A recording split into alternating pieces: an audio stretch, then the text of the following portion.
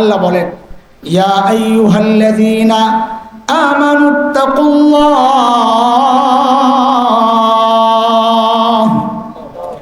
ওয়ালতানজুর নাফসুম মা কদ্দামাত লিগাদিন ওয়াত্তাকুল্লাহ।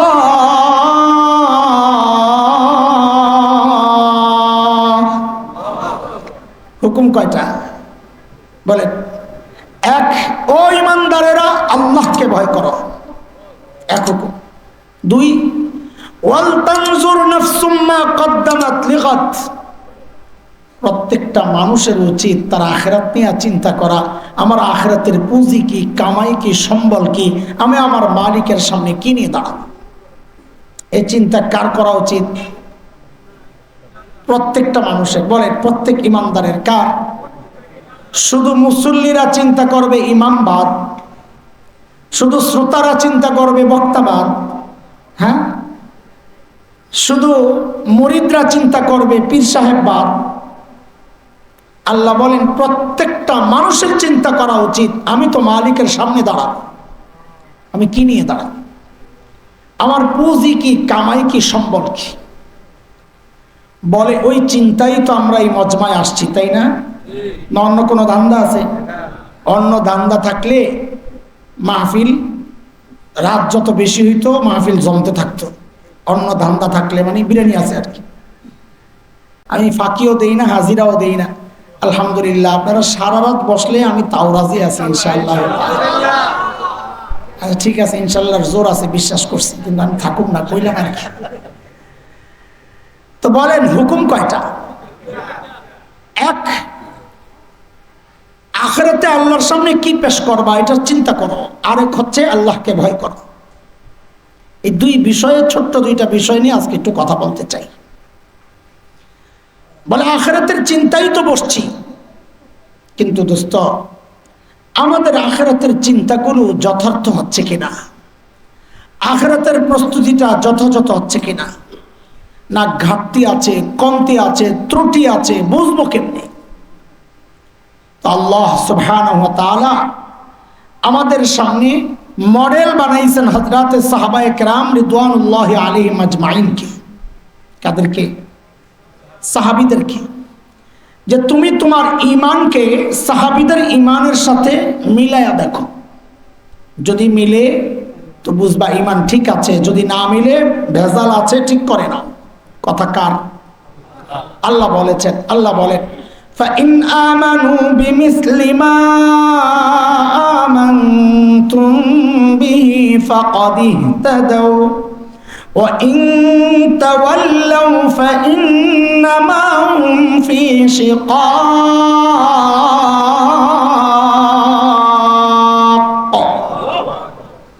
বলে তুমি তোমার তাকওয়াকে সাহাবীদের তাকওয়ার সাথে মিলাও। বলে মিলাইলে কি হবে? তা আল্লাহ বলেন আমি ওদের তাকওয়ার পরীক্ষা নিয়েছি, যদি তোমারটা মিলে তো বোঝা যাবে তোমারটাও ঠিক, কারণ ওদের পরীক্ষা নিয়ে দেখছি ওদেরটাও ঠিক। কার কথা? আল্লাহ বলেন সূরা হুজরাতের মধ্যে, উলাইকাল্লাযীনা ইমতাহানাল্লাহু কুলুবাহুম লিত্তাকওয়া লাহুম মাগফিরাতুন ওয়া আজরুন আযীম।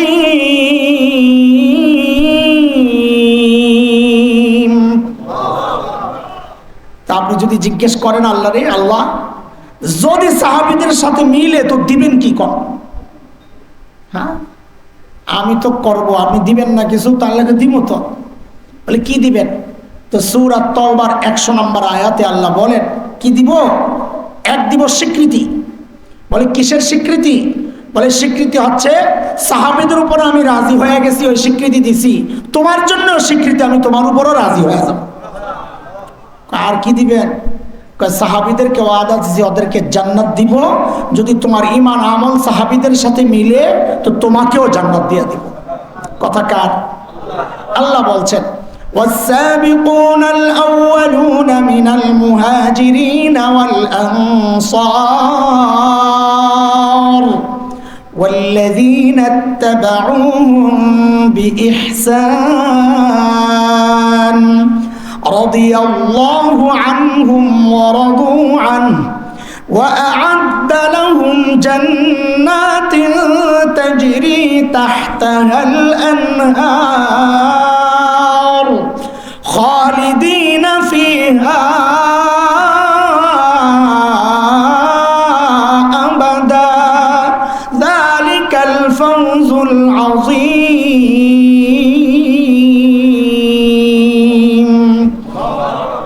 বলেন আমল কাদের সাথে মিলাইতে হবে বলেন কিন্তু দোস্ত একটা জিনিস মাথায় রাখেন সাহাবীদের সাথে আমাদের আমল মিলবে না এটা কিভাবে সম্ভব আমি আপনি যে মুত্তাকি বউ সাক্ষী দেয় না মানে না দেন কোন বউ পিসাবের বউ পিসাবের কাছে মুড়ি দেয় না জানেননি আপনারা তোমারে চিনি জামাই রে যত বড়ই হোক এক পিসাব আইছে ঘরে তুমি কি পিরিগিরি করো আজকে দেখছি আমার ঘরের সামনে দিয়ে এক পিসাব উইরা যায় তো জামাই কয় আরে কানির গোষ্ঠী কানি তুই দেহস নাই তো এটা তো আমি আসিলাম যে কথা কইছে বউ কি কয় জানেন ও কাহিনী তো এই জায়গায় এই জন্য তো দেখছি উড়ার সময় পাংখা একটা ভাঙ্গা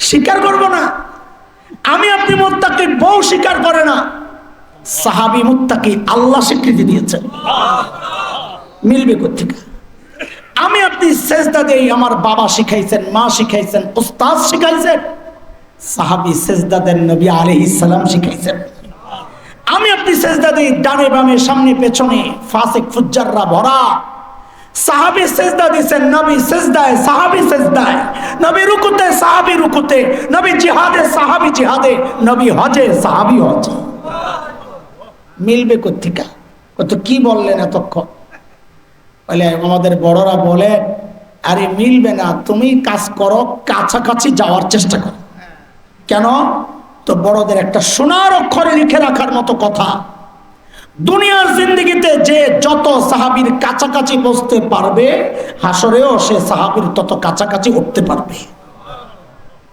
বুঝতেছেন কথা হতাশ হয়ে গেছেন না সাহাবীদের মতো আমাদের আমল হবে না হতাশ হয়ে গেছেন ডরেন না আমরা আছি তো ইনশাআল্লাহ হতাশার কিচ্ছু নাই একটা খুশির সংবাদ দেয়া যায় পাগলের সুখ মনে মনে আমরা তো পাগল আমগো সুখ মনে মনে শুনবেন নি আপনারা এনার্জি আছে তাইলে মনোযোগ হারান নাই তো কে কে ঘুমাইছেন ওটা হাত উঠায় দেখান তো আল্লাহু আকবার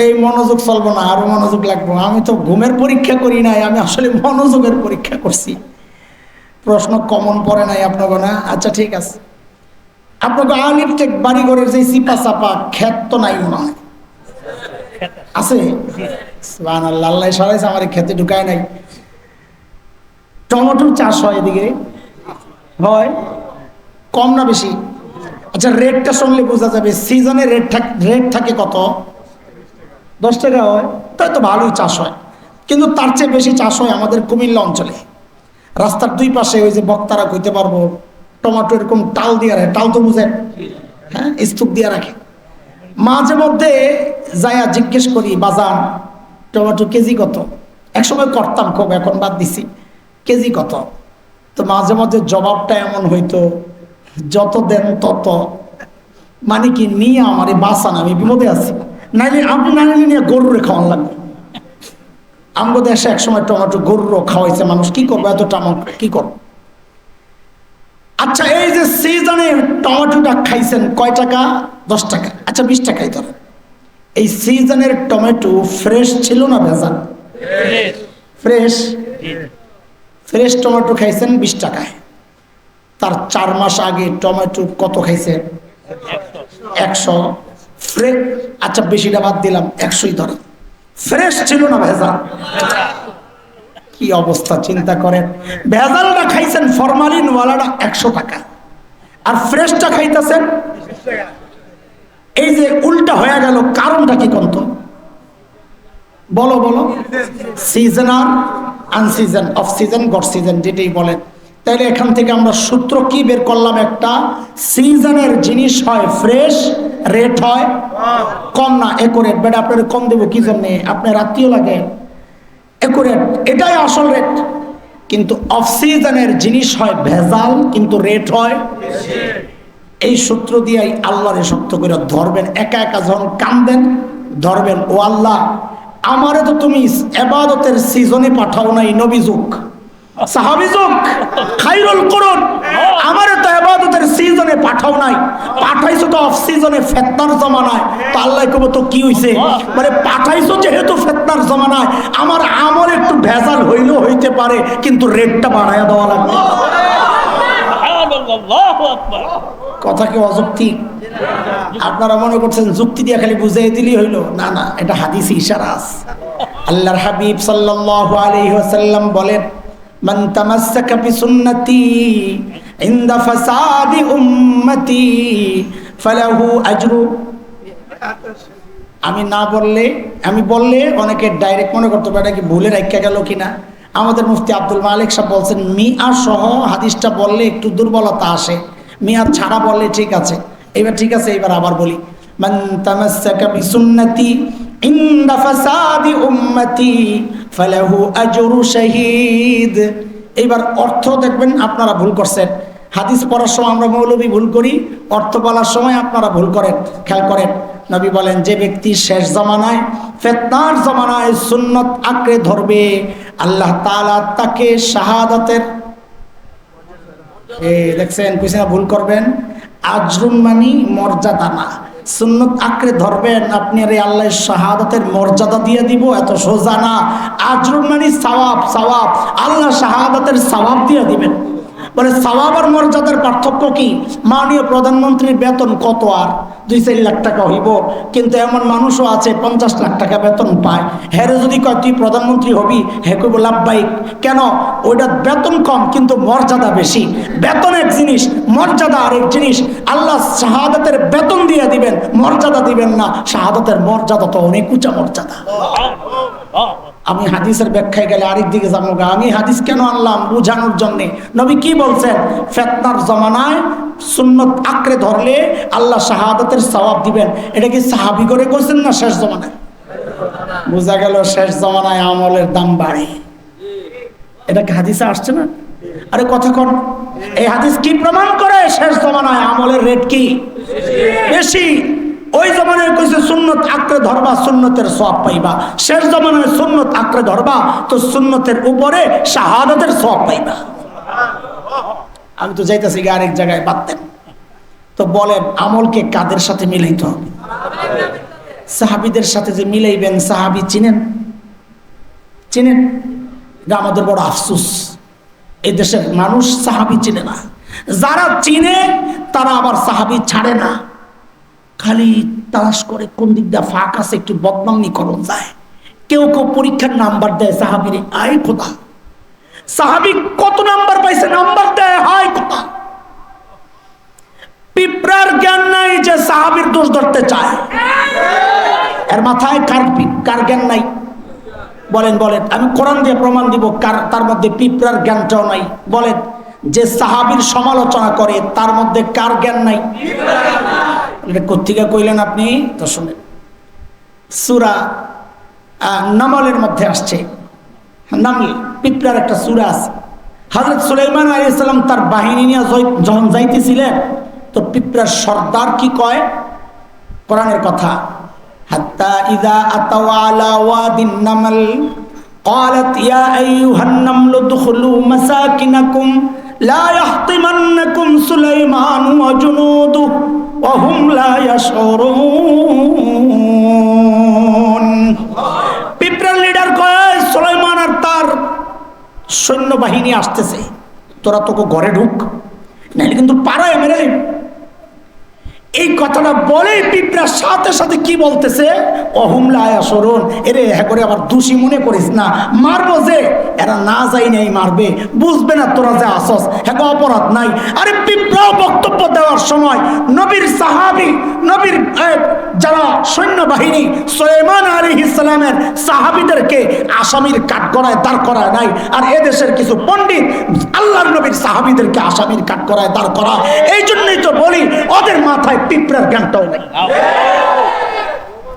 পিঁপড়া সুলাইমান আলাইহিস সালামের সাহাবীকে বাঁচাইয়া দিয়েছে, কয় অহুম লা ইয়াশউরুন। আর তুমি নবীর সাহাবীরা আসামির কাট করায় তার করাও, পয়েন্ট লাগাও, 90 দাও, 95 দাও। লা হাওলা ওয়ালা কুওয়াতা ইল্লা বিল্লাহ। আল্লাহ যার সম্পর্কে বলতেছেন লাহুম মাগফিরাহ ওয়া আজরুন আযীম, আল্লাহ বলতেছেন কিছু ভুল টুল হইলে মাফ, ফুল নাম্বার দিয়ে দিছি, তুমি পয়েন্ট কমাও। লা হাওলা ওয়ালা কুওয়াতা ইল্লা বিল্লাহ। আল্লাহ সহি বুঝদান করে। খবরদার কোনোদিন সাহাবীদেরকে নিয়ে সমালোচনা দূরের কথা, এমন কোনো কথা বলবো না যাতে তাদের অসম্মান হয়। সবার সামনে এই যে ক্যামেরা, আমি 1 নম্বরে কানে ধরতেছি, আল্লাহ তুমি আমারে মাফ করে দাও। আমার জবান দেয়া যদি কখনো এমন কোনো কথা বের হয়ে থাকে যার দ্বারা কোনো সাহাবীর অবমূল্যায়ন হয়, অসম্মান হয়, অমর্যাদা হয়, আল্লাহ তুমি আমারে মাফ করে দাও, সাহাবীদের মর্যাদা আরো বাড়াইয়া দাও। চলেন সাহাবীরা আখিরাতের প্রস্তুতি যে নিছে তাদের অবস্থা কেমন ছিল একটু দেখাই আপনাদেরকে। ওই যে এর আগে একদিন বয়ান করতেছিলাম, পিসা হুজুর আয়া পড়ছেন, ছেড়ে দিয়েছিলাম, ওটা মওযু ছিল আরেকটা, কিন্তু এক সাহাবীর আলোচনা শুরু করতে চাইছিলাম। তিনি হচ্ছেন হযরত সাঈদ ইবনে আমের আল জুমাহি রাদিয়াল্লাহু আনহু। দেখেন, আমাদেরকে যারা চিনেন তো চিনেন, যারা চিনেন না তারা শোনেন। গাল গল্প করে করে টাইম লস করার, টাইম পাস করার সময় আমাদের নাই। জরুরি কথা বলি তো শেষ করতে পারি না, সেখানে গাল গল্প করার সময় কোথায়? আমি যে গল্প আপনাদেরকে শোনাচ্ছি এটা গাল গল্প বানাইন না, কোনো কিস্সা কাহিনী না, একটা অথেন্টিক গ্রন্থ থেকে নেওয়া। আরবের বিখ্যাত লেখক আব্দুর রহমান রফাত বাশা রাহিমাহুল্লাহ গোটা আরবের সমাদৃত সাহাবায়ে কেরামকে নিয়ে লেখা ওনার এক কিতাব আছে, নাম হচ্ছে সুয়ারুম মিন হায়াতিস সাহাবা। ওই কিতাবের প্রথম ঘটনা যেটা আমি আপনাদেরকে শোনাতে চাচ্ছি, নাম হচ্ছে হযরত সাঈদ ইবনে আমের আল জুমাহি। এর যুবকরা বুড়ারাও আছেন, একটু শুনে। হযরত সাঈদ মুসলমান হয়েছেন একটু দেরিতে, হিজরতের পর। হযরত খাব্বাবের শাহাদাতের দৃশ্য দেখে দিল পাল্টাইছে। দেরিতে মুসলমান হলে কি হবে? ঈমান ছিল বড় পাক্কা। কত পাক্কা? হযরত ওমর রাদিয়াল্লাহু আনহু যখন খলিফা, এ পোলাপাইন কও ওমর নরম না গরম? কত গরম? বেশি গরম? বেশি কত? একটা হাদিস শুনলেই তো বোঝা যায়। নবী আলাইহিস সালাম বলেছেন, ওমর যে রাস্তা দিয়া চলে শয়তান ডরে আর ওই রাস্তায় থাকে না। এই পোলাপাইন একটা চুটকি শুনবি? চুটকি? হ্যাঁ, আমাদের চুটকির মধ্যে ইলম থাকে, ইলমের নোক্তা থাকে, মজা থাকে। আলহামদুলিল্লাহ। ওমর যেই রাস্তা দিয়ে চলে, নবী বলেন শয়তান আর ওই রাস্তায় চলে। মসজিদে নববীতে একটা গেট আছে, বাবে ওমর, ওমর গেট। সাইয়েদনা ওমর হয়তো এদিক দিয়ে আসা যাওয়া করতেন, ওই স্মৃতিতে গেটটার নাম বাবে ওমর। শিয়ারা হযরত ওমরের প্রতি বিদ্বেষ আর ঘৃণা লালন করার কারণে ওই গেটটা দিয়ে আসা যাওয়া করে না। ওমর যেদিক দিয়ে চলছে আমরা চলুন না, জিত। আরবের এক বিখ্যাত সাহিত্যিক বড় আজীব এক চুটকি লেখছেন। সর্বপ্রথম এই চুটকি আমি যখন পড়ছি আমি হাসতে হাসতে শেষ। আর এই বেটার মাথায় এটা ঢুকলো কোত্থেকে? কি লেখে জানেন? ওমর, আল্লাহ আপনার উপর রহম করেন। আপনি যখন জীবিত ছিলেন আপনি যে রাস্তা দিয়ে চলতেন ওই রাস্তায় শয়তান চলতো না, আর আজকে আপনি মরে গেছেন এখনো শয়তানের দোসররা ওই রাস্তা দিয়ে চলে না। আল্লাহু আকবার। হযরত ওমর যখন খলিফা, হযরত সাঈদ ইবনে আমের আল জুমাহি আয়েশা বলেন, ওমর, আল্লাহ দায়িত্ব দিয়েছেন ঠিকঠাক মতো আদায় করে। দেখছেন এই সাহস কত কলি যায়। কেন? মানুষ নিজে যত সৎ হয় তার সাহস তত উঁচা হয়। তখন সে পরোয়া করে না আমারে কে মামলা দিল না হুমকি দিল, সে মেয়র সাহেব না এমপি সাহেব, এগুলোর পরোয়া করে না, নিজে যদি সৎ হয়। আর নিজের মধ্যে 2 নম্বরই থাকলে কথা বলবে মিনমিন মিনমিন কইরা, আর তেলের দাম বাড়াইব। সাহাবী আয়েশা যখন এই কথা বলছেন হযরত ওমর ধরছেন, মিয়া খালি আমারে ওয়াজ করো, সব কাম আমার কান্দে দিয়া, তোমরাও কিছু দায়িত্ব লইলে তো আমার একটু হালকা হয়। ভাই তুমি একটা কাম লো, জোর কইরা ধইরা সিরিয়ার এক শহর হিমসের গভর্নর বানাইয়া পাঠাই দিস। সামনের কথা বোঝার জন্য দুইটা কথা বলে দিই। যে অঞ্চলের মানুষ যত ধনী, ওই অঞ্চলের জনপ্রতিনিধি যারা মেম্বার, চেয়ারম্যান, এমপি, তারাও এরকম ধনী হয়। আজকের দুনিয়ায় Bangkok, Singapore, Thailand, Dubai, Abu Dhabi, Karachi, Bombay, আমাদের চিটাগাং, এগুলো যেমন বাণিজ্যিক শহর, ওই সময়ে গোটা দুনিয়ার বাণিজ্যিক শহর ছিল সিরিয়া। তো এবার বলেন বুঝে শুনে, সেই সিরিয়ার শহর হিমসের গভর্নর ধনী হওয়ার কথা না গরিব হওয়ার কথা? কেমন ধনী? সময়ের সেরা ধনী। একবারে পরে আমি আবার জিজ্ঞেস করব, এটাই বলবা তো সহজ হবে। বলো, সময়ের সেরা ধনী। আল্লাহ নবীর সাহাবীর অবস্থা বুঝেন। হওয়ার তো কথা সময়ের সেরা ধনী, কিন্তু হয়েছে কি দেখেন, হিমস থেকে এক দল আসছে হযরত ওমরের সাথে সাক্ষাৎ করতে। হযরত ওমর তাদের সাথে কথাবার্তা বলার পর বললেন, একটা কাজ করো, তোমরা হিমসের গরিবদের একটা লিস্ট দাও, আমি রাষ্ট্রীয় কোষাগার থেকে, বাইতুল মাল থেকে ওদের জন্য কিছু বরাদ্দ দিয়ে দিই। আমরা মাদ্রাসার মুহতামিমরা এমন লিস্ট কেউ চাইলে আমগো লিস্ট এত বড় হয়, থাকি তো অপেক্ষায় কেউ কিছু দিলে এই গরিবগুলারে চালাইতে। হিমসের মানুষও চিন্তা করছে, লিস্ট যেহেতু চাইছে একটু লম্বা লিস্ট দিই। তো লম্বা এক লিস্ট কইরা হযরত ওমরের কাছে জমা দিয়েছেন, ফুকারা ও হিমস, হিমসের গরিবদের লিস্ট। আল্লাহ, হযরত ওমর লিস্টটা হাতে নিয়ে অবাক হয়ে তাকায় রয়েছেন। কেন? দেখেন যে এই লম্বা লিস্টের শুরুর দিকেই হিমসের গভর্নর হযরত সাঈদ ইবনে আমির আল জুমাহির নাম। হযরত ওমর তো অবাক হয়ে জিজ্ঞেস করতেছেন, আমির হুকুম ফকির হুকুম, আরে তোমাদের গভর্নর গরিব?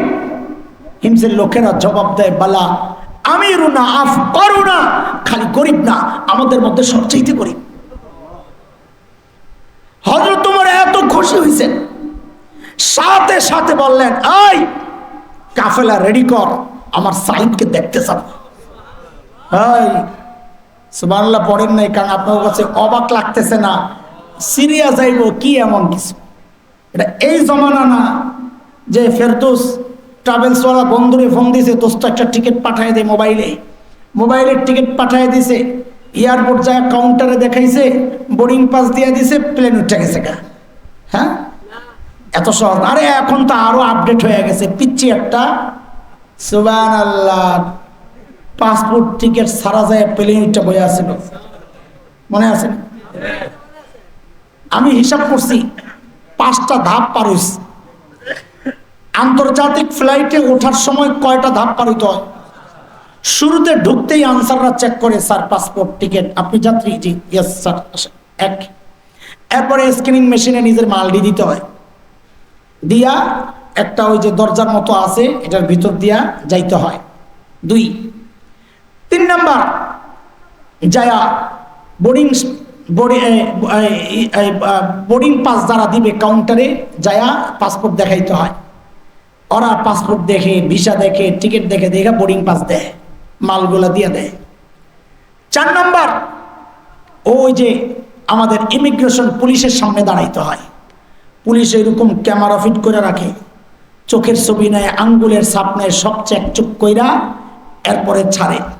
5 নাম্বার যেই প্লেন, ওই প্লেনওয়ালা কোম্পানির ওদের নিজস্ব লোক দিয়ে গ্লাস ঘেরাও করা একটা, ওই রুমের মধ্যে ঢুকানোর সময় সবচেয়ে কঠিন পরীক্ষাটা করে। বেল খুলালাম, পকেটে যা আছে দিয়ে দেন, মোবাইল, মানি ব্যাগ, এই হাতের ঘড়ি, কোট কোটি যা আছে, জুতা যা আছে সব কইরা খালি পায়জামাটা পরে জানগা। এত চেকিং এর পরও আমাদের এই ছেলেটা কেমনে চলে গেল? এতগুলা কথা কেন বলছি জানেন? বলছি হইলো ওই আপনাকে অভিভাবক করে একটু সতর্ক করার জন্য। মাদ্রাসা থেকে একটা পোলা হারায় গেলে, বাচ্চা হারায় গেলে যেভাবে আয়া মুহতামিমরে ছাড়িল, এলাকার গুন্ডা বান্ডা লয়ে আইসা যেভাবে মাদ্রাসা বন্ধের হুমকি দেয়, পুলিশ লয়ে আইসা যেভাবে হুজুরের চাকরি খাওয়ার হুমকি দেয়, ও মুহতামিমরা আপনাদের কই সামনের থেকে কোনো পোলা পাইন হারাইলে বলে আমার পোলা কই, কইবেন ইমিগ্রেশনে যাইয়া জিজ্ঞেস করে। আমগো একটা মাদ্রাসার ছাত্র, ওরা মাদ্রাসার ছাত্র ছিল, আমগো একটা মাদ্রাসার ছাত্র রে তোমরা এত পুলিশ, এত গার্ড, এত পরীক্ষা, এত নিরীক্ষা, এত মেশিন আটকাই পারলো না। ও পাসপোর্ট ছাড়া, টিকিট ছাড়া, এই সব ছাড়া যখন গেল গা, আমরা মাদ্রাসাওয়ালারা এতগুলা ছাত্ররে কেমনে পাহারা দিই না? বুঝেন কথা? সাইয়েদনা ওমরের কাফেলা যখন হিমসে ঢুকে, গোটা হিমস যেন ভেঙ্গে পড়ে। চারদিক থেকে হাজারো মানুষ ছোটে ছোটে আসছে। হারে আমাদের আমিরুল মুমিনিন আসছেন, আল্লাহর নবীর শ্রেষ্ঠ সাহাবী ওমর ইবনুল খাত্তাব আসছেন এক নজর দেখার জন্যে। হাজারো মানুষ জমা হয়ে গেছে। হযরত ওমর বসা, পাশে সাঈদ ইবনে আমের। হযরত ওমর চিন্তা করলেন, সাঈদকে আমি তো ভালো জানি, কিন্তু জনগণ কি বলে, ফাঁকে একটু পরীক্ষা করে নেওয়া যাক। কারণ অনেক সময় নেত্রীর কাছে নেতা ভালো, মার্কা দিয়ে দিছে, যান নির্বাচন করেন, কিন্তু এলাকার মানুষ পছন্দ করে আরেকজনরে। এমন হয় কি হয় না? এলাকার মানুষ তখন লাঠি মার্কা একজনরে স্বতন্ত্র দাঁড় করাইয়া দিছে, স্বতন্ত্র পাস করে আলাইছে। হয়েছে না? আরে আপনাকে ওই মনসিং মসজিদ তো হয়েছে, হয়েছে না? বেড়ায় গেছে গা, যাবার আসলে অন্য কারণ টের পায় নাই। এদেশের মানুষে ইমান কোন জায়গায় মনে করছে সিন তো খামুই পামুই নৌকা মার্কা পাইছি, কিন্তু এদেশের মানুষদের নৌকা বুঝে না, ধানের শীষ বুঝে না, নামাজ দিয়া কথা কইলে কলিজায় আগুন লেগে যায়, এটা বুঝতে পারে নাই। দরাটা খাইছে ওই জায়গায়, কথা কন ঠিক কিনা? হযরত ওমর চিন্তা করছেন, আমি তো ভালো জানি জনগণ কি বলে। ডাক দিয়া জানতে চাইলেন, হিমসের মানুষ, তোমাদের গভর্নরের বিরুদ্ধে কারো কোনো অভিযোগ আসেনি? থাকলে দাঁড়ায় যাও। বাপরে, এই জমানায় যদি শীর্ষ কেউ আইসা কোনো এলাকায় যাইয়া কয়, এই তোমার নেতার বিরুদ্ধে কারো কোনো অভিযোগ আছে, থাকলে দাঁড়াও, তো পাবলিক মাথা নিচের দিকে দিয়া বলবো কি, অভিযোগ তো আছে, কিন্তু দাঁড়াবো না, দাঁড়াইলে সকালে হইয়া পড়ানো লাগবো। কথা ঠিক নেই? পাবলিক কি ডরায়, ঠিকও জোরে কয় না। আরে গাধা, এ পর্যন্ত শুনি নাই ঠিকওয়ালা করে ধরছে যে কইছে, হ্যাঁ রে তুমি ডরাও কেন? ঠিক কইতে ডরাও কেন? ঠিক কইলে ধরে নাকি? শুনছেন আপনারা? আজ পর্যন্ত শুনি নাই ঠিক কইছে যে তার বিরুদ্ধে মামলা হয়েছে। মামলা হয় ফেরদৌসের বিরুদ্ধে, বাঙ্গে আরেকজনে মামলা হয় ফেরদৌসের বিরুদ্ধে, এটাই হইব স্বাভাবিক। মামলা হইব গোড়ায়, আপনি ডরান কেন? উল্টা পাল্টা দেখলে সাইজ করে নেবেন, মামলা হইলে আমার বিরুদ্ধে নইব, আপনার সমস্যা কি? কথা ঠিক আছে না? ইনশাআল্লাহ। যেই হযরত ওমর বললেন, এই অভিযোগ থাকলে দাঁড়াও, ওই কোনার থেকে এক বুড়া দাঁড়ায় গেছে, আছে ও। হযরত ওমর কয়, কাহিনী কি? কারে দেখতে গেলাম? আর মানুষের স্বভাব হইল মানুষ অনুকরণ প্রিয়, দেখা দেখি কাম করে। আপনি আপনাকে ব্রিজের মুখে দাঁড়াইয়া গাড়টা ব্যথা করতেছে, এমনি এরকম করেন, একটু আসমানের দিকে তাকাইয়া দেখবেন পাশে দিয়ে যারা যায় অধিকাংশ দাঁড়াইয়া দেখবো আপনি কি দেখতেছেন। আপনি কিন্তু কিছুই দেখেন না, ঘাড় ব্যথা করতেছে। আরে কথা কয় না, পোলা পায় না, তো কথা কই মজা টজা পাইতেছে না, তোরা কথা কইছিস। একজন দাঁড়াইছে, দেখা দেখি আরো তিনজন। ওমর কয়, কারবার কি? বলেন আপনি বলেন, আপনার কি সমস্যা? আল্লাহু আকবার। সমস্যা দেখেন, আল্লাহ নবীর সাহাবীর হালত। আমিরুল মুমিনিন, আমাদের গভর্নর না মাসে একদিন অফিসে আসে না। কয়দিন? আর আমরা তো সপ্তাহে ছুটি কাটাই 2 দিন, এর মধ্যে আরো কত বন্ধ। হেরা কইলো আমরা কম তালে তালে। ডিসেম্বর মাস, শীতকাল থাকে না গরমকাল থাকে? শীতকালে দিন বড় থাকে না ছোট থাকে?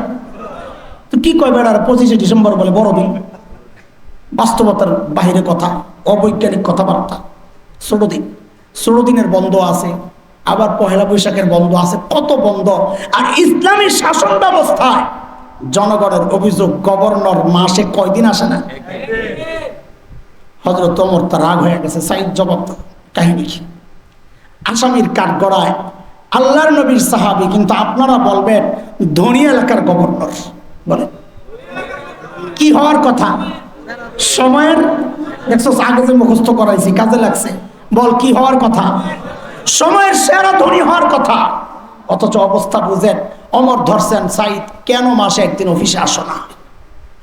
হযরত সাইদ আসামির কাঠগড়ায় দাঁড়াইয়া বলতেছেন, আমিরুল মুমিনিন, আপনি তো জানেন আমি গরিব মানুষ, আপনি তো জানেন আমি গরিব মানুষ। তো এই যে আমার গায়ে 2 টুকরা কাপড় দেখতেছেন না, একটা লুঙ্গির মতো করে পরা আর একটা চাদরের মতো করে জড়ানো। আমিরুল মুমিনিন, আমার না এই 2 টুকরা কাপড় ছাড়া আর কোনো কাপড় নাই। আরে অফিসে দেরি করে আসো কেন এরকম? কয় 1 মাস এগুলা একাধারে পড়তে পড়তে দুর্গন্ধ হয়ে যায়, তাই মাসে একবার উপরেরটা ধুইয়া দিই, শুকায়া গেলে নিচে পড়ি, নিচেরটা ধুইয়া দিই, শুকায়া গেলে উপরে জড়াই। আমিরুল মুমিনিন এই কাজটা করতে করতে আমার একটু বেলা চলে যায়, আমি আসি না এই কথা ঠিক না, আসি একটু দেরি হয়। উনি হয়তো সকাল সকাল এসে আমাকে না পেয়ে ভাবছেন আমি আসি না, আসি। তোমার তো বুঝছেন অভিযোগের ধরন কি, দাঁড়াইছে যেহেতু জিজ্ঞাসা তো করা লাগে। বলেন 2 নাম্বার আপনার কি সমস্যা? ও বাপরে বাপ, 2 নাম্বার জনের অভিযোগ তো আরো মারাত্মক। কি সমস্যা? আমিরুল মুমিনিন আমাদের গভর্নর না, ওনারে দিনে তো পাওয়া যায়, রাতে আর পাই না। কি ডিউটি লইছে হেরে, রাতেও সময় দেওয়া লাগবে। আহে মালিক, হযরত ওমর তো এবার গেছেন আরো রাগ হইয়া, সাইদ কেন তোমাকে রাতে পাওয়া যায় না? জবাব আসামির কাঠ গড়ায় আল্লাহর নবীর সাহাবী, আখিরাতে কিভাবে চিনছেন? হযরত সাইদ দাঁড়ায় জবাব দিচ্ছেন, আমিরুল মুমিনিন কেন রাতে পাওয়া যায় না? কসমতু হায়াতি বাইনা রাব্বি ওয়া বাইনা ইবাদি। আমিরুল মুমিনিন জীবনটারে 2টা ভাগ করছি। এক ভাগ রাতটা আমি আমার মালিকের সময় দেই, দিনটা মালিকের বান্দাদেরকে সময় দেই। আমাদের তো মালিককে সময় দেওয়ার টাইম নাই, আমরা ব্যস্ত মানুষ না, কত কাজ আমাদের, ব্যবসা বাণিজ্য আরো কত কিছু। হ্যাঁ এরা জালিম, আমি আর তুমি ছাড়া দুনিয়ার সব মালিককে টাইম দেয়। ওই একটা গাছের দিকে তাকায় দেখো না, কি মনে হয় গাছটা বুঝি এমনি দাঁড়ায় আছে? না না না, ওই গাছটাও দাঁড়ায়া দাঁড়ায়া মালিকের তাসবিহ পড়ে। একটা কুকুরকে নিকৃষ্ট প্রাণী মনে করে তাড়ায়া দেই, ওই কুকুরটাও রুকুর হালতে মালিকের তাসবিহ পড়ে।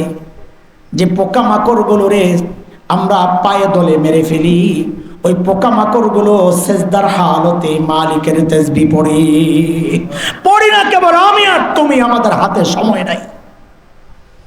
অথচ এই হায়াতের এই সময়ের একটা ভাগ ফেসবুক কিন্তু ঠিকই পায়, এই হায়াতের একটা ভাগ ইউটিউব কিন্তু ঠিকই পায়, এই হায়াতের একটা ভাগ খেলোয়াড়, গায়ক গায়িকা, নায়ক নায়িকা, আমার সমাজ পরিবার, আমার সন্তান কিন্তু ঠিকই পায়। পায় না কেবল আমার মালিক। মালিককে টাইম দেওয়ার সময় আমার হাতে নেই। সময় দোস্ত আসবে একদিন, কসম আল্লাহ, করার থাকবে না কিচ্ছু। সেদিন আফসোস করে করে শুধু কানবো আর বলবো, ইয়া লাইতানি কদ্দামতু লিহায়াতি। আরে সময় মতো যদি একটু পুঁজি বানায় আসতাম, আজকে এই কঠিন দৃশ্য আর দেখতে হয় না। এই জন্য আল্লাহ বলেছেন, অলতানজুর নাফসুম মা কদ্দামাত লিগাদ। প্রত্যেকটা মানুষের উচিত তার পুঁজি পুঁজি পুঁজি নিয়ে চিন্তা করা, আমি আমার মালিকের সামনে পুঁজি হিসাবে কি পেশ করব, আমার আসি কি করছি কি। ওই পুঁজির কথাই বলতেছিলেন আমার ভাই। মুহতারাম হাজিরিন, যত ভাবি বলি আসলে আপনাদের মধ্যে বিরক্তির ভাব তো আসবেই। আমি থাকলে আমারও আসতো, বক্তা যেই হইতো এই পরিবেশে পরিস্থিতিতে বসা থাকলে আমারও খারাপ লাগতো। এই জন্য আমি দেরি করব না, পুঁজির ব্যাপারে আর কথা বলছি না, যেহেতু আমার আরেকটা অংশ রয়ে গেছে। আল্লাহ বলেছেন আল্লাহকে ভয় করার জন্যে, মনে আছে কথা? কয় কথা ছিল আয়াতে? এক, আল্লাহকে ভয় করো, আর আখিরাতের পুঁজি কে কি বানাইছো সেটা চিন্তা করো। চিন্তা করি আমরা, চিন্তা করবো ইনশাআল্লাহ। আল্লাহ তৌফিক দান করেন, আখিরাতের পুঁজিকে সমৃদ্ধ করার তৌফিক দান করেন।